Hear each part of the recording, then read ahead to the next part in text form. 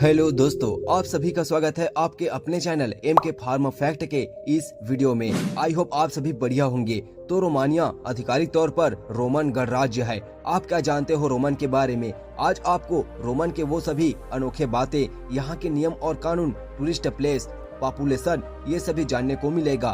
तो आपको रोमन के बारे में वो जानकारी देंगे जिससे आप सभी को इस देश के बारे में अंधकार में रखा गया। आखिर क्यों इसने प्रथम विश्व युद्ध में भाग लिया था, कितनी देशों के साथ सीमा साझा करता है, यहाँ से क्या क्या चीजें दूसरे कंट्री को एक्सपोर्ट की जाती है, क्या आपने कभी डेन्यूब नदी का नाम सुना है, और यहाँ इतिहास के वो लड़ाइयों के बारे में जानेंगे।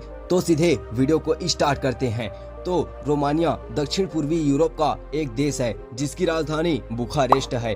रोमन देश की एक ओर जहां जंगलों की पौधों से तो एक और पहाड़ी भाग है जिसमें रोमन देश की खूबसूरती और बढ़ जाती है। दोस्तों, सन 1944 का समय था जब रोमन पर सोवियत सैनिकों का कब्जा हुआ करता था। साल 1948 में यह सोवियत सोशलिस्ट रिपब्लिक का गणराज्य बन गया और जहां 1948 से 1989 तक कम्युनिस्ट शासन के अधीन अपनी जिंदगी काटने लगा। 1990 में एक स्वतंत्र चुनाव हुआ और फिर 2004 में रोमानिया उत्तरी अटलांटिक संधि संगठन यानी नाटो में शामिल हो गया और साल 2007 में यह यूरोपीय संघ का सदस्य बना। रोमानिया की जलवायु समशीतोष्ण प्रकार की है जहां 4 अलग अलग मौसम आती है, जैसे हमारे यहाँ ठंडी, गर्मी और बरसात। रोमानिया में प्राकृतिक संसाधन की भंडारण है जहां कृषि के लिए उपजाऊ भूमि, पशुओं के लिए पर्याप्त घास, पेट्रोलियम भंडारण,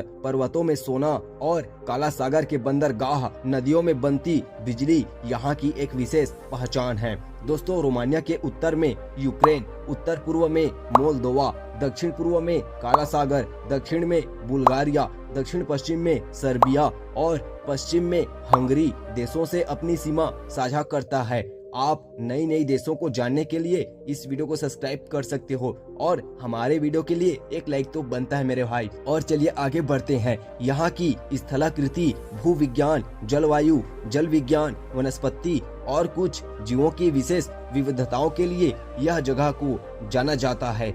रोमानिया का इतिहास 753 ईसा पूर्व से 776 ईस्वी मानी जाती है। रोमानिया की राज्य भाषा रोमानियन है, जहां रोमानिया की जातीय लोगों में 89.5% रोमानियन, 6.6% हंगरियन और 2.5% रोमा। इस तरह छोटे बड़े देशों से कुछ लोग यहाँ आते हैं। रोमानिया की कुल क्षेत्रफल 2,38,397 स्क्वायर किलोमीटर की है और अगर इसकी पॉपुलेशन देखें तो यहाँ 1,97,26,985 की आबादी के साथ एक विकासशील कंट्री है। रोमानिया की कुल जीडीपी 270.330 बिलियन डॉलर की है, जहां हर व्यक्ति के पास 12,579 से ज्यादा पैसे मौजूद हैं। दोस्तों, रोमानिया की मुद्रा रोमानियाई लियू है और जहां भारतीय मुद्रा से तुलना की जाए तो एक रोमन मुद्रा बराबर 18 रुपए 20 पैसे के बराबर भारतीय रुपयों में होता है।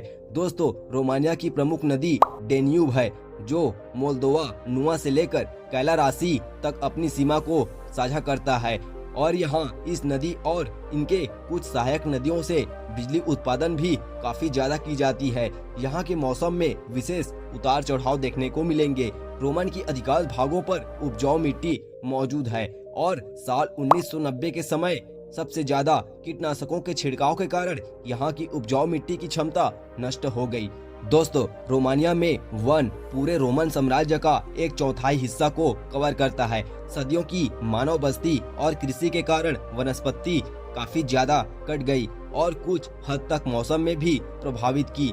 वनों में ज्यादा भूरा भालू, लाल हिरण, भेड़िया, लोमड़ी, जंगली सुअर और भी अजीब जानवर देखने को आपको मिलेंगे। दोस्तों, रोमानियाई एक रोमांस भाषा जो देश की आधिकारिक भाषा है, जो कई क्षेत्रों में पूरे आबादी के 9 से 10 हिस्से बोला करते हैं और बढ़ते औद्योगिकरण और शहरीकरण के परिणाम स्वरूप जनसंख्या में काफी लोग अपनी शिक्षा में परिवर्तन किए और द्वितीय विश्व युद्ध के बाद से उच्च शिक्षा में काफी तेजी देखने को मिली। रोमानिया के अलग अलग हिस्सों में शिक्षा दर बढ़ती देखने को मिलेंगे। यहाँ कस्बों और बड़े शहरों की ओर आंदोलन शुरू हुआ।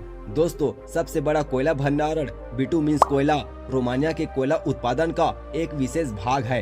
रोमानिया में अलग अलग प्रकार के धातु पाया जाता है, जिसमें लोहा, मैग्नीज, क्रोम, निकल, सीसा, सोना और चांदी सबसे ज्यादा मौजूद है। और भी धातुएं सर्वाधिक मात्रा में पाई जाती है जो यहाँ के कोल माइंस के अंदर मौजूद है। दोस्तों रोमानिया में श्रम शक्ति के लगभग 10वां हिस्सा सेवा जैसे कामों में अपना समय देते हैं, जहां रोमानिया देश पर्यटन के केंद्र में एक महत्वपूर्ण अंग है। यहाँ के पर्यटन केंद्रों में पहाड़ी खेलों को देखने के लिए और काला सागर के किनारे में रिजॉर्ट में गर्मी की छुट्टी मनाने के लिए लोग यहाँ आया करते हैं। अब बात करते हैं टूरिस्ट प्लेस की, तो बुखारेस्ट का ड्रैकुला का महल सबसे ज्यादा फेमस है और यहाँ कुछ और टूरिस्ट प्लेस मौजूद है, जिसमें फर्स्ट नंबर पर आता है मैरा मुरेस की लकड़ी का चर्च, जो देखने में काफी खूबसूरत है। दूसरे नंबर पर आता है वेसर वैली फॉरेस्ट्री रेलवे, जो भाप से चलने वाली ट्रेन कार्पेथियन पर्वत के जंगलों का आपको सैर कराती है। तीसरे नंबर पर आता है पोयाना ब्रासो, जो केबल कार से आप बर्फीली पहाड़ी भाग पर सैर करेंगे, जिसकी लंबाई 25 किलोमीटर की है। और दोस्तों चौथे नंबर पर आता है ट्रासिल वेनियाई आल्प्स, जो दक्षिणी कार्पेथियन में फूलों की घाटी है, जिसकी ऊंचाई समुद्र तल से 2544 मीटर की है। और पांचवें नंबर पर आता है पियाटा मारे। दोस्तों यह मध्ययुगीन इमारतों का घर है, जो एक पुराने जगहों में से एक है। छठवें नंबर पर आता है पैलेस कैसल, जो पर्वत के बीच एक शानदार महल है, जो पुराने राजा महाराजा के जमाने से बना हुआ है। और दोस्तों सातवें नंबर पर आता है सिघिसोरा का ऐतिहासिक केंद्र। ये 12वीं सदी में ट्रांसिल्वेनिया सेक्शन के द्वारा स्थापित इमारतों का घर है, जिसमें रंग बिरंगे घर आपको देखने को मिलेंगे। क्या आपको पता है कि इतने सब होने के बावजूद भारत रोमानिया को और क्या निर्यात करता है? तो उसमें भारत कपड़ा, रसायन, इलेक्ट्रॉनिक्स और कुछ वाहन शामिल है, जो भारत से पर्याप्त मात्रा में एक्सपोर्ट की जाती है। अगर आप कभी रोमानिया घूमने की सोच रहे हो, तो आपको बताना चाहता हूं कि आप बाई प्लेन इंडिया से ट्रैवल कर सकते हो, जिसमें आपको 5626 किलोमीटर की सफर तय करना पड़ेगा। और इस सफर के लिए आपको रोमानिया के अलग अलग जगहों के लिए फ्लाइट मिल जाएगा, जिसमें 28,400 रुपए आपको फ्लाइट पर जाने के लिए लग सकते हैं। और आपको यहाँ सबसे ज्यादा धर्मों में क्रिश्चियन धर्म देखने को मिलेंगे। आप कौन से धर्म से हो, आप हमें कमेंट जरूर कीजिएगा।